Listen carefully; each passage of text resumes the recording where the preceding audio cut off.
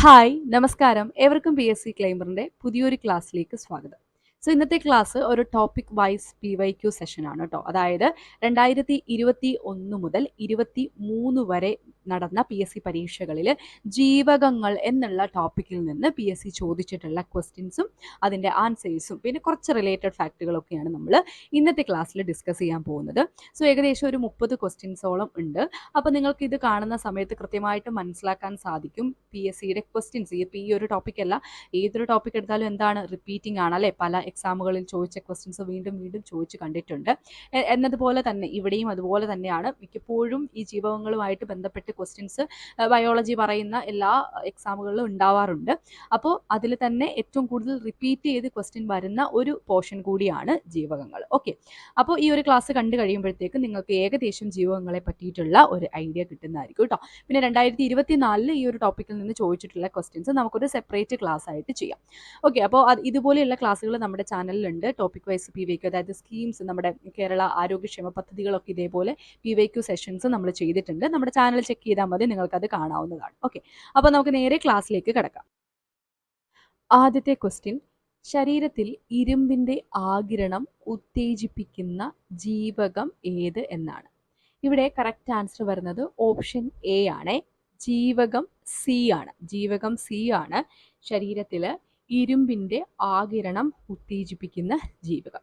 2021 prelims 10th പ്രിലിംസിന് ചോദിച്ച question ആണ്.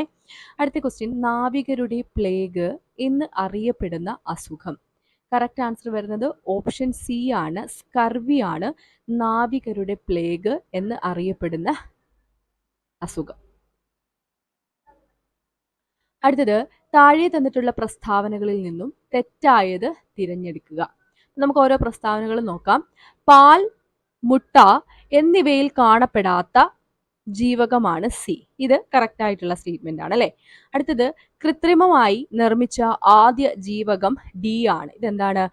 തെറ്റായിട്ടുള്ള സ്റ്റേറ്റ്മെന്റ് ആണ്. ഇവിടെ കറക്റ്റ് ആൻസർ വരുന്നത് ഓപ്ഷൻ ബി ആണ്.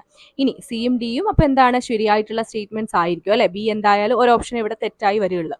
അപ്പൊ എന്തായാലും നമുക്ക് സിയും ഡിയും കൂടെ നോക്കാം. കൊബാൾട്ട് അടങ്ങിയിട്ടുള്ളത് വൈറ്റമിൻ B12 അത് ശരിയായിട്ടുള്ള സ്റ്റേറ്റ്മെന്റ് ആണ്. കൊബാൾട്ട് അടങ്ങിയിട്ടുള്ളത് വൈറ്റമിൻ B12 ഈ വൈറ്റമിൻ്റെ ക്ലാസിഫിക്കേഷനൊക്കെ നമുക്ക് മുമ്പോട്ട് പഠിക്കാം കേട്ടോ. അടുത്തത്, ജീവകം ഡിയുടെ അപര്യാപ്തത മൂലം ഉണ്ടാകുന്ന അസുഖമാണ് റിക്കറ്റ്സ്. ഇത് PSC പരീക്ഷകളിൽ സ്ഥിരം ചോദിക്കാറുള്ള ഒരു ക്വസ്റ്റ്യൻ കൂടിയാണ് കേട്ടോ. അത് റിക്കറ്റ്സ് ഉണ്ടാവുന്നത് ഏത് വൈറ്റമിൻ്റെ അപര്യാപ്തത മൂലമാണ് എന്നുള്ള രീതിയിലും ചോദിക്കാറുണ്ട്. പിന്നെ ഈ ഒരു ജീവകം ഡിയുടെ ഡെഫിഷ്യൻസി കൊണ്ട് ഉണ്ടാകുന്ന അസുഖം ഏത് എന്നുള്ള രീതിയിലും ചോദിക്കാറുണ്ട്. ഓക്കെ, അപ്പോൾ നമ്മൾ പറഞ്ഞു കൃത്രിമമായി നിർമ്മിച്ച ആദ്യ ജീവകം ഡി ആണ് എന്നുള്ളതാണ് തെറ്റായിട്ടുള്ള പ്രസ്താവന. ആർട്ടിഫിഷ്യലി ആദ്യം ഉണ്ടാക്കിയെടുത്ത ജീവകം എന്ന് പറയുന്നത് ഏതാണ്?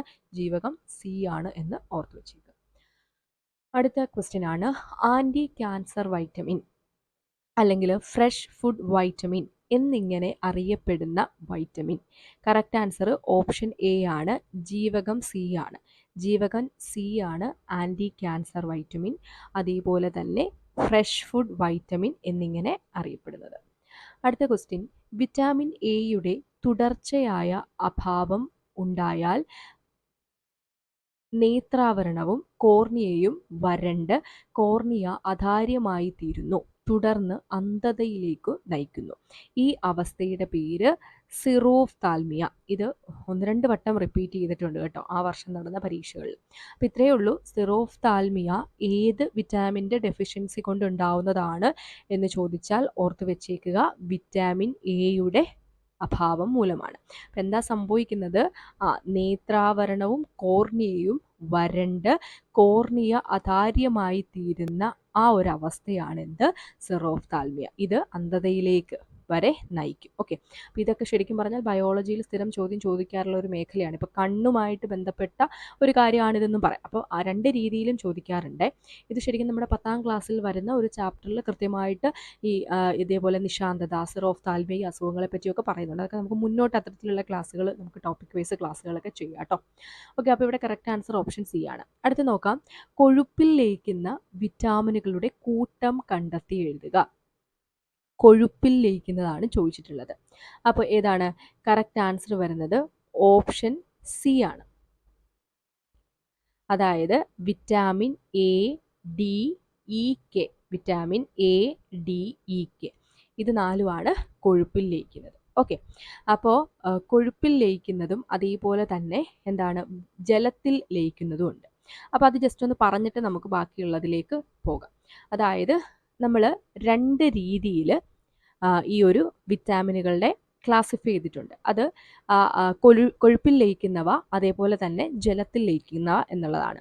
അപ്പോൾ ഒന്നെന്താണ് കൊഴുപ്പിൽ ലയിക്കുന്നവ, മറ്റൊന്നാണ് ജലത്തിൽ ലയിക്കുന്നവ. അപ്പോൾ നമുക്കറിയാം ഏതൊക്കെ വിറ്റാമിനുകളാണുള്ളത്. വിറ്റാമിൻ എ ഉണ്ട്, ബി ഉണ്ട്, സി ഉണ്ട്, ഡി ഉണ്ട്, ഇ ഉണ്ട്, കെ ഉണ്ട്. പിന്നെ ബിക്ക് വേറെ B1, B2, B3 അങ്ങനെ ഉണ്ട് കേട്ടോ. അത് നമുക്ക് മുന്നോട്ട് പഠിക്കാം.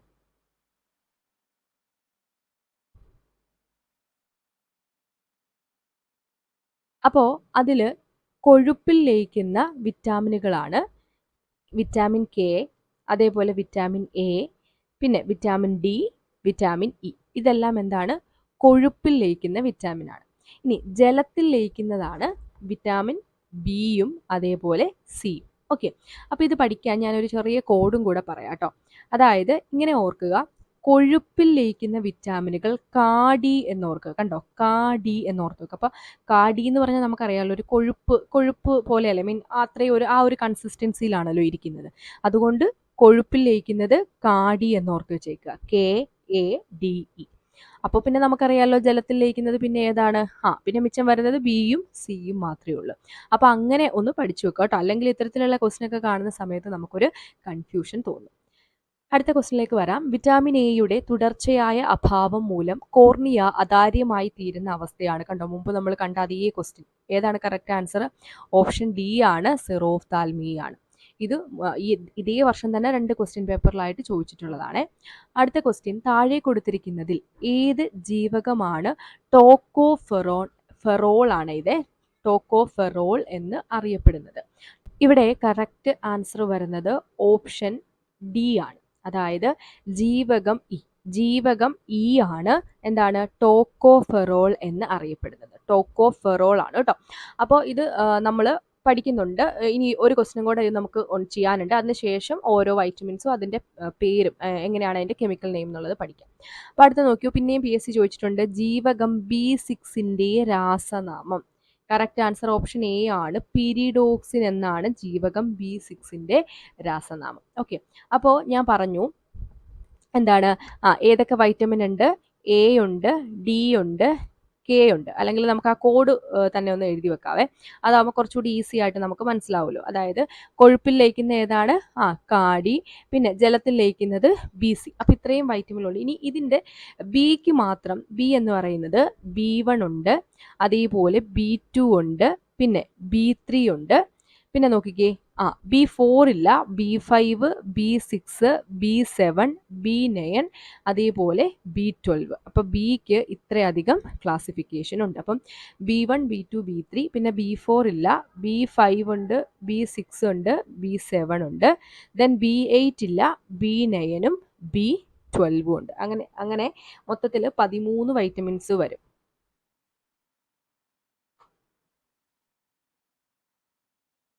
അപ്പോൾ ഇനി ഇതിൻ്റെ ഓരോന്നിൻ്റെ പേരും കൂടെ നമുക്കൊന്ന് പഠിച്ചിരിക്കാം, കാര്യം എപ്പോഴും പരീക്ഷയിൽ ചോദിക്കാറുള്ള. അപ്പോൾ ആദ്യം നോക്കിക്കൊള്ളുക, ജീവകം എ അറിയപ്പെടുന്നത് റെറ്റിനോൾ എന്നാണ്. ജീവകം എ അറിയപ്പെടുന്നത് എന്താണ്? റെറ്റിനോൾ എന്നാണ്. ഇനി അടുത്തത് ജീവകം B1. അപ്പോൾ ബിയിൽ നമ്മൾ പറഞ്ഞു B1, B2, B3, B5, B6, B7, then B9, B12 ഇത്രയുണ്ടെന്ന് പറഞ്ഞായിരുന്നു അല്ലേ. അതിൽ ജീവകം B1 അറിയപ്പെടുന്നത് എന്താണ്? തയാമിൻ എന്നാണ് ജീവകം B1 അറിയപ്പെടുന്നത്. എന്താണ്? തയാമിൻ എന്നാണ് അറിയപ്പെടുന്നത്. അടുത്തത് ജീവകം B2. ജീവകം B2 അറിയപ്പെടുന്നത് റൈബോഫ്ലാവിൻ എന്നാണ്. ജീവകം B2 അറിയപ്പെടുന്നത് എന്താണ്? റൈബോഫ്ലാവിൻ എന്നാണ്. പിന്നെയോ ജീവകം B3 ഉണ്ട്. ജീവകം B3 അറിയപ്പെടുന്നത് നിയാസിൻ അല്ലെങ്കിൽ നിക്കോട്ടിനിക് ആസിഡ്. രണ്ടുപേരും പഠിച്ചു വെച്ചേക്കണേ, രണ്ടും ചോദിച്ച് കണ്ടിട്ടുണ്ട്. അപ്പോൾ ഒന്നുകൂടെ പറയാം കേട്ടോ. ജീവകം എ ആണെങ്കിൽ അറിയപ്പെടുന്ന പേരെന്താണ്? റെറ്റിനോൾ, അല്ലെങ്കിൽ അതിൻ്റെ കെമിക്കൽ നെയിം എന്താണെന്ന് ചോദിച്ചാൽ റെറ്റിനോൾ. ജീവകം B1 ആണെങ്കിൽ തയാമിൻ, B2 ആണെങ്കിൽ റൈബോഫ്ലാവിൻ, ജീവകം B3 ആണെങ്കിൽ നിയാസിൻ അല്ലെങ്കിൽ നിക്കോട്ടിനിക് ആസിഡ്. ഇനി B1 B2 B3 കഴിഞ്ഞ് B4 ഉണ്ടോ? ഇല്ല. പിന്നെ ഏതാ ഉള്ളത്? B5 B6 B7. അപ്പം അടുത്ത മൂന്നെണ്ണത്തിന് നോക്കിക്കൊള്ളുക. B5 ജീവകം B5 പാൻറ്റോതെനിക് ആസിഡ്, ജീവകം B5 പാൻറ്റോതെനിക് ആസിഡ്. അടുത്തത് ജീവകം B6 ആണെങ്കിലോ പിരിഡോക്സിൻ. നമ്മളൊരു ക്വസ്റ്റ്യൻ കണ്ടല്ലേ, ജീവകം B6 അറിയപ്പെടുന്നത് പിരിഡോക്സിൻ. പിന്നെ ജീവകം B7 ആണെങ്കിൽ ബയോട്ടിൻ. അപ്പോൾ B5 pantothenic acid, B6 pyridoxine, B7 biotin. ഇതിനു മുമ്പ് നമ്മൾ പറഞ്ഞ എന്താണ്? B1 thiamine, B2 riboflavin, B3 niacin അല്ലേ? അപ്പോൾ നമ്മൾ എന്താണ് B1 B2 B3 B5 B6 B7 പറഞ്ഞു. ഇനി അടുത്തത് B9 B12. B9 previous year question ആണ്. ഫോളിക് ആസിഡ് എന്നുള്ളതാണ് കെമിക്കൽ നെയിം. എന്താണ്? Folic acid. B12 ആണെങ്കിൽ സൈനോകൊബാലമീൻ, ഇതും ചോദിച്ചിട്ടുണ്ട്. B12 ആണെങ്കിൽ സൈനോകൊബാലമീൻ. അപ്പോൾ ബിയുടെ എല്ലാം ഒന്ന് പറഞ്ഞു നോക്കിക്കേ. B1 എന്താണ്? തയാമിൻ. B2 എന്താ? റൈബോഫ്ലാവിൻ. B3 എന്താ? നിയാസിൻ. പിന്നെ B4 ഇല്ല. B5 pantothenic acid, B6 pyridoxine, B7 biotin, B8 ഇല്ല, B9 ഫോളിക് ആസിഡ്, B12 സൈനോകൊബാലമിൻ. അപ്പോൾ എയും ബിയുടെയും കഴിഞ്ഞു. ഇനി അടുത്തത് ജീവകം സി ആണ് ascorbic acid. Previous year question ആണ്. അസ്കോർബിക് ആസിഡ് ജീവകം സി ആണ്. കാൽസിഫെറോൾ എന്നറിയപ്പെടുന്നത് ജീവകം ഡി ആണ്. ജീവകം ഡി ആണ് കാൽസിഫെറോൾ എന്നറിയപ്പെടുന്നത്. ജീവകം ഇ ആണ്, കണ്ടോ പ്രീവിയസ് ഇയർ ചോദിച്ചൊരു ക്വസ്റ്റ്യൻ നമ്മൾ കണ്ടു, ടോക്കോഫെറോൾ എന്നറിയപ്പെടുന്നത് ജീവകം ഇ ആണ്. ഇനി ജീവകം കെ ആണെങ്കിൽ ഫില്ലോക്യുനോൺ. ജീവകം കെ ആണെങ്കിൽ ഫില്ലോക്യുനോൺ എന്നാണ്. ഓക്കെ, അപ്പൊ സി ആണെങ്കിൽ അസ്കോർബിക് ആസിഡ്, ഡി ആണെങ്കിൽ കാൽസിഫെറോൾ, ഇ ആണെങ്കിൽ ടോക്കോഫെറോൾ, കെ ആണെങ്കിൽ ഫില്ലോക്യുനോൺ. അപ്പൊ ഈ പേര് കൃത്യമായിട്ട് പഠിച്ചു വെച്ചേക്കുക, പരീക്ഷകളിൽ തീർച്ചയായിട്ടും ക്വസ്റ്റ്യൻ വരുന്നതാണ്. അടുത്ത് നോക്കാം, ശരിയായ കാഴ്ച ശക്തി ലഭിക്കുന്നതിനാവശ്യമായ വിറ്റാമിൻ ഏത്? അപ്പം ഇപ്പം തന്നെ അത് നിങ്ങൾക്ക് ആൻസർ കിട്ടിക്കാണും. കാരണം ഈ ഒരു വൈറ്റമിൻ്റെ ഡെഫിഷ്യൻസി കൊണ്ട് ഉണ്ടാവുന്ന അസുഖമൊക്കെ നമ്മൾ മുന്നത്തെ ക്വസ്റ്റ്യനിൽ കണ്ടു അല്ലേ? അപ്പോൾ ഏതാണ് കറക്റ്റ് ആൻസർ? ഓപ്ഷൻ സി ആണ്, വിറ്റാമിൻ എ ആണ് ശരിയായ കാഴ്ചശക്തി ലഭിക്കുന്നതിനാവശ്യമായിട്ടുള്ള വിറ്റാമിൻ. അടുത്തത് വിറ്റാമിൻ ഡിയുടെ അപര്യാപ്തത മൂലമുണ്ടാകുന്ന രോഗം ഏത്? കണ്ടോ, ഞാൻ പറഞ്ഞില്ലേ ഇത് ചോദിച്ചിട്ടുണ്ടെന്ന്. കറക്റ്റ് ആൻസർ ഏതാണ്? ഓപ്ഷൻ ബി ആണ്, റിക്കറ്റ്സ് ആണ് വിറ്റാമിൻ ഡിയുടെ അപര്യാപ്തത മൂലമുണ്ടാവുന്നത്. അടുത്തത് പാകം ചെയ്താൽ നഷ്ടപ്പെടുന്ന വിറ്റാമിൻ. ശ്രദ്ധിച്ചോണേ, പാകം ചെയ്താൽ നഷ്ടപ്പെടുന്ന വിറ്റാമിൻ ആണ് വിറ്റാമിൻ സി അല്ലെങ്കിൽ ജീവകം സി. കറക്റ്റ് ആൻസർ വരുന്നത് ഓപ്ഷൻ എ ആണ്. അപ്പോൾ പാകം ചെയ്താൽ നഷ്ടപ്പെടുന്നത് ജീവകം സി ആണ്. അടുത്ത് നോക്കാം, ചുവടെ ചേർത്തിട്ടുള്ളവയിൽ വൈറ്റമിൻ എച്ച് എന്നറിയപ്പെടുന്നത് ഏതാണ്? അപ്പോൾ അത് പഠിച്ചു വെച്ചോണേ. വൈറ്റമിൻ എച്ച് എന്നറിയപ്പെടുന്നത് ബയോട്ടിൻ ആണ്. കറക്റ്റ് ആൻസർ ഓപ്ഷൻ എ ആണ്, ബയോട്ടിൻ ആണ്. സോ വൈറ്റമിൻ എച്ച് എന്നറിയപ്പെടുന്നത് ഏതാണ്? ബയോട്ടിൻ ആണ്. പിന്നെന്താ, പാകം ചെയ്താൽ നഷ്ടപ്പെടുന്ന വിറ്റാമിൻ ഏതാണ്? ജീവകം സി ആണ്. പിന്നെ റിക്കറ്റ്സ് എന്ന അസുഖം ഏതിൻ്റെ ഡെഫിഷ്യൻസി മൂലമാണ് ഉണ്ടാവുന്നത്? വിറ്റാമിൻ ഡിയുടെ ആണ്. ഓക്കെ, അടുത്ത നോക്കാം, രക്തം കട്ട പിടിക്കുന്നതിന് ആവശ്യം വേണ്ട ജീവകം. ഇത് 2021 ചോദിച്ചിട്ടുണ്ട്, 2022 ചോദിച്ചിട്ടുണ്ട് കേട്ടോ. അപ്പോൾ അത് പഠിച്ചു വെച്ചേക്കുക. രക്തം കട്ട പിടിക്കുന്നതിന് ആവശ്യം വേണ്ട ജീവകം ജീവകം കെ ആണ്. കറക്റ്റ് ആൻസർ വരുന്നത് ഓപ്ഷൻ ഡി ആണ്, ജീവകം കെ ആണ്. അടുത്ത നോക്കാം, അസ്ഥികളുടെയും പല്ലുകളുടെയും ആരോഗ്യകരമായ വളർച്ചയ്ക്ക് ആവശ്യമായ ജീവകം. അസ്ഥികളുടെയും പല്ലുകളുടെയും അല്ലെങ്കിൽ എല്ലുകളുടെയും പല്ലുകളുടെയും ആരോഗ്യകരമായ വളർച്ചയ്ക്ക് ആവശ്യമായുള്ള ജീവകം ഏതെന്നുള്ള രീതിയിലും ചോദിച്ചിട്ടുണ്ട്. കറക്റ്റ് ആൻസർ വരുന്നത് ഓപ്ഷൻ ബി ആണ്. ഏതാണ്? ജീവകം ഡി ആണ്. അടുത്തത് മൂത്രത്തിലൂടെ വിസർജിക്കപ്പെടുന്ന ജീവകം. മൂത്രത്തിലൂടെ വിസർജിക്കപ്പെടുന്ന ജീവകം ജീവകം സി ആണ്. കറക്റ്റ് ആൻസർ ഓപ്ഷൻ എ ആണ്, ജീവകം സി ആണ് മൂത്രത്തിലൂടെ വിസർജിക്കപ്പെടുന്ന ജീവകം. അടുത്ത നോക്കാം, വിറ്റാമിനുകളുടെ ലേയത്വമനുസരിച്ച് അവയെ എത്രയായി തരം തിരിച്ചിരിക്കുന്നു? നമ്മൾ ഓൾറെഡി പറഞ്ഞു. ഏതാണ് കറക്റ്റ് ആൻസർ? ഓപ്ഷൻ എ ആണ്, രണ്ടായിട്ടാണ് ക്ലാസിഫൈ ചെയ്തിട്ടുള്ളത് അല്ലേ? അതായത് ജലത്തിൽ ലയിക്കുന്നവയെന്നും അതേപോലെ തന്നെ എന്താണ് കൊഴുപ്പിൽ ലയിക്കുന്നവയെന്നും എന്നുള്ളത് നമ്മൾ പറഞ്ഞു. അതിൽ ഏതൊക്കെയാണ് വരുന്നത് എന്നുള്ളത് നമ്മൾ പറഞ്ഞു കഴിഞ്ഞു കേട്ടോ. So correct answer option A ആണ്. അടുത്തത് വിറ്റാമിനുകളുടെ അഭാവം മൂലമുണ്ടാകുന്ന അന്ധത അറിയപ്പെടുന്നത്. വിറ്റാമിനുകളുടെ അഭാവം മൂലമുണ്ടാകുന്ന അന്ധതയാണ് നിശാന്തത. കറക്റ്റ് ആൻസർ വരുന്നത് ഓപ്ഷൻ സി ആണ്, നിശാന്തത. അടുത്ത് നോക്കാം, മുറിവുകളിൽ രക്തം കട്ട പിടിക്കാൻ സഹായിക്കുന്ന ജീവകം. 2021 നടന്ന പരീക്ഷയിൽ ചോദിച്ചിട്ടുള്ളതാണ്. പക്ഷെ പിന്നെയും ക്വസ്റ്റ്യൻ റിപ്പീറ്റ് ചെയ്തിട്ടുണ്ട് കേട്ടോ. അപ്പോൾ പഠിച്ചു വെച്ചേക്കുക. കറക്റ്റ് ആൻസർ ഓപ്ഷൻ എ ആണ്. എന്താണ്? ജീവകം കെ ആണ് മുറിവുകളിൽ രക്തം കട്ട പിടിക്കാൻ സഹായിക്കുന്ന ജീവകം. ഏതാണ്? ജീവകം കെ ആണ്. അടുത്ത് നോക്കാം, ജീവകങ്ങളുമായി ബന്ധപ്പെട്ട് താഴെ തന്നിരിക്കുന്ന 1ഉം 2ഉം ലിസ്റ്റിലെ പേരുകൾ ചേരുംപടി ചേർത്ത് ശരിയായ ഉത്തരം കണ്ടെത്തുക. അപ്പോൾ ഇവിടെ കണ്ടോ, ഇത് കുറച്ചൊരു ടഫായിട്ടുള്ള രീതിയിൽ തന്നെയാണ് ചോദിച്ചിട്ടുള്ളത്. അതായത് ഇവിടെ ഇപ്പോൾ റെറ്റിനോൾ എന്ന് പറഞ്ഞാൽ നമുക്കറിയാം, റെറ്റിനോൾ എന്ന് പറയുന്നത് ഏത് വിറ്റാമിൻ്റെ കെമിക്കൽ നെയിമാണ്? വൈറ്റമിൻ എയുടെ ആണ് അല്ലേ? വൈറ്റമിൻ എയുടെ ആണ്. പക്ഷെ നോക്കിക്കേ, ഇവരിവിടെ അത് ഡയറക്റ്റ് ആയിട്ട് തന്നിട്ടില്ല. പകരം എന്താണ്? റെറ്റിനോൾ എന്നാണ് തന്നിട്ടുള്ളത്. അപ്പോൾ ആ ഒരു വിറ്റാമിൻ ഏതാണ്, അതിൻ്റെ കെമിക്കൽ നെയിം ഏതാണെന്ന് നമുക്ക് അറിയണം. ഓക്കെ, അപ്പോൾ റെറ്റിനോൾ എന്ന് പറഞ്ഞാൽ വിറ്റാമിൻ എ ആണ് നമുക്കറിയാം. അപ്പോൾ തന്നെ നമുക്ക് എന്താണ്? ആൻറ്റി സിറോഫ്താൽമിക് വിറ്റാമിൻ ആണ് അത് എന്നുള്ളത് കിട്ടും. കാരണം സിറോഫ്താൽമിയ എന്ന് പറയുന്ന രോഗം വിറ്റാമിൻ എയുടെ ഡെഫിഷ്യൻസി മൂലമാണ് ഉണ്ടാവുന്നത് അല്ലേ? അപ്പോൾ അങ്ങനെ 1 സി വരുന്ന 2 ഓപ്ഷൻ ഇവിടെയുള്ളൂ. എയും ഉണ്ട്, ബിയും ഉണ്ട്. അടുത്ത് നോക്കിക്കൊള്ളുക, നിയാസിൻ ഏതാണ്? B3 ആണ് അല്ലേ? B3 അറിയപ്പെടുന്നതാണ് niacin. നിയാസിനെ നമ്മൾ ആൻറ്റി പെല്ലഗ്ര വിറ്റാമിൻ എന്നാണ് വിളിക്കുന്നത്. ഇതിൻ്റെ ഡെഫിഷ്യൻസി മൂലം ഉണ്ടാകുന്ന ഒരു അസുഖമാണ് പെല്ലഗ്ര. സോ അതുകൊണ്ട് ഇതിനെ ആൻറ്റി പെല്ലഗ്ര വിറ്റാമിൻ എന്നാണ് വിളിക്കുന്നത്. അപ്പോൾ 2A വരുന്ന ഓപ്ഷൻ ബി മാത്രമേ ഉള്ളൂ. സോ ഇവിടെ കറക്റ്റ് ആൻസർ ഏതാണ്? ഓപ്ഷൻ ബി വരും. അപ്പോൾ നമുക്ക് ബാക്കിയും കൂടെ നോക്കാം. അപ്പോൾ നിയാസിൻ ഏതാണ്? Anti pellagra vitamin. അടുത്തത് ടോക്കോഫെറോൾ നമുക്കറിയാം വിറ്റാമിൻ ഇ ആണ് അല്ലേ? ടോക്കോഫെറോൾ ഏതാണ്? ആൻറ്റി സ്റ്റെറിലിറ്റി വിറ്റാമിൻ ആണ്.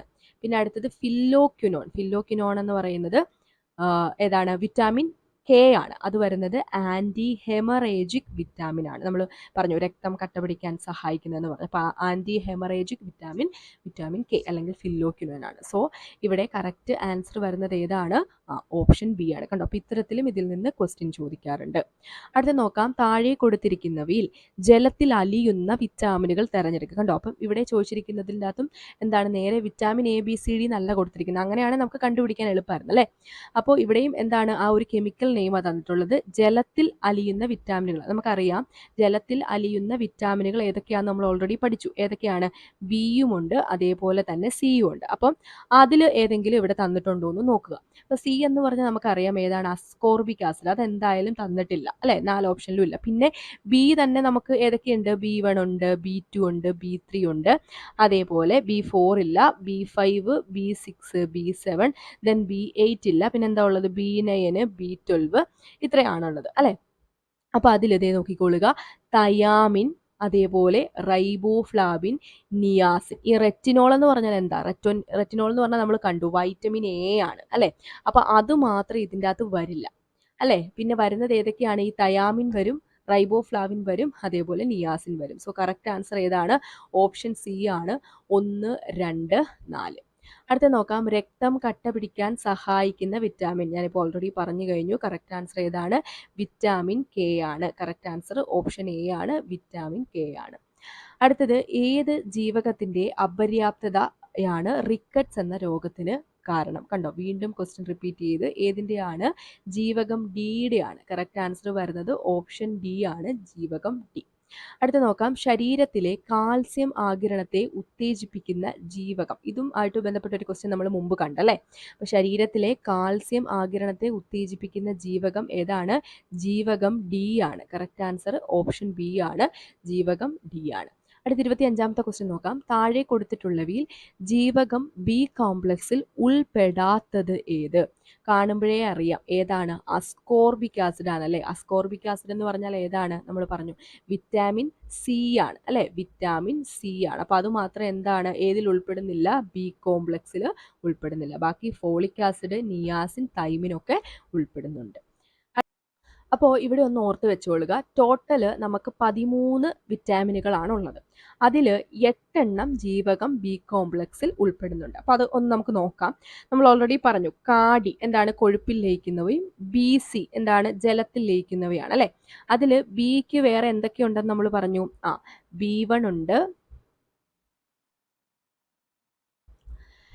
B1 ഉണ്ട്, B2 ഉണ്ട്, B3 ഉണ്ട്, ദെൻ B5 ഉണ്ട്, B6 ഉണ്ട്, B7 ഉണ്ട്, B9 ഉണ്ട്, B12 ഉണ്ട്. അപ്പം നോക്കിക്കൊള്ളുക, 3, 6, 7, 8 കണ്ടോ, ഇങ്ങനെ 8 എന്താണ് ബി കോംപ്ലക്സിൽ വരുന്നതാണ്. ബാക്കി ഏതാണ്? 9ാമത്തേത് കെ, 9ാമത്തെ അല്ല കേട്ടോ, ഞാൻ ബാക്കി ആ നമ്പർ പറയാണ്.